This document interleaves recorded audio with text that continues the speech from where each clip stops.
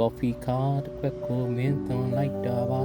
ဆိုတဲ့တခြင်းလေးတွေကအတိုင်းတဘာဝ coffee ရဲ့ခါသက်ခြင်းကိုညှင်းဆန်မျက်ွယ်ပြုတ်တတ်သူတွေကြုံမှုမှာပါ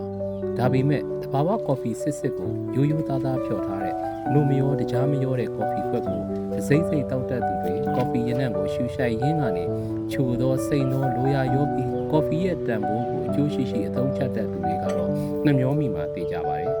ငယ်တုန်းကကျွန်တော်အိမ်မှာအဖိုးဖြစ်တဲ့ဖေဖေကြီးက black coffee ကိုခရားကြီးကြီးတဲ့ဖြော်ထားလေးရှိတာမို့နှုတ်မပါတကြားနဲ့နဲ့ coffee မဲကိုစိတ်ကြိုက်တောက်ရင် coffee ဆိုတာဒီလိုလို့အမှတ်ထားခဲ့ပြီပါ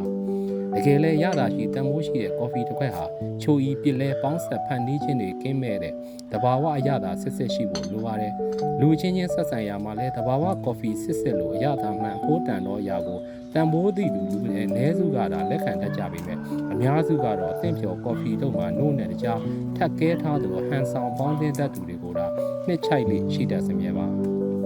လွင်ပြင်ဦးကတော့တန်ဖိုးရှိတော့အဆင့်မှန် coffee ကိုဒါတန်ဖိုးတိတူတန်ပေးအပ်သွားမှာပါအဲ့ဒီအတွက် coffee အိတ်ထိုင်းရတယ်လို့ coffee ကိုယ်တိုင်နှမ်းပါတယ်ခင်ဗျာလွင်ပြင်ဦးရဲ့ value proposition က where brew with grace sip in silence here လို့အလှတရားတို့ပျော်ဝင်နေတဲ့ coffee ကိုတိတ်ဆိတ်ငြိမ်းချမ်းသောနေရာ၌တစိမ့်စိမ့်ရတာခံစားရန်ဖြစ်တာမို့တဘာဝတရားရဲ့လက်ဆောင်ကို coffee မဟုတ်အစစ်ဖြစ်တာ coffee ချစ်သူတွေလက်ထဲသို့ပေးရသွားမှာပါလွင်မြင်ဦး coffee ဟာပြင်းဦးနေသေးတာအတွက်လက်ဆက်ကောင်းမွန်တဲ့အရေးသွေးပြည့်မီတဲ့ coffee သီးတွေကို processing အဆင့်ဆင့်မှာစိတ်တိုင်းကြစီစစ်ဖြတ်တန်းပြီးမှအယောနောကင်းစွာထွက်ပေါ်လာတာဖြစ်ပါတယ်ဟန်ဆောင်မှုတွေပေါ်တဲ့လောကကြီးအလယ်မှာရှားပါးလှတဲ့စစ်မှန်သောအရာတွေရှာဖွေဖို့လွင်မြင်ဦး coffee တောက်ရင်တနေ့တာကိုစတင်လိုက်ကြရအောင်လွင်မြင်ဦး coffee က